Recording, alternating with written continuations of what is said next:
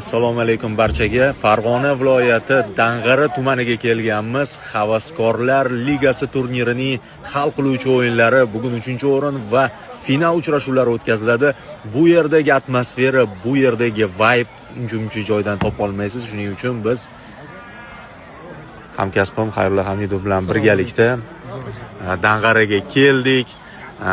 Bu muntazam doimiy turnir Havaskorlar ligasi deb nomlanadi, lekin aslida tashkilotchilik anchagina professional darajada.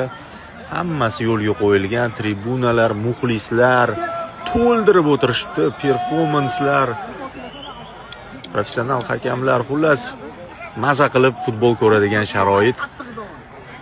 Futbol mana shu yerda boshlanadi. Haqiqiy futbol mana shu yerda boshlanadi. Endi professional darajaga albatta hamma ko'nikib qolgan.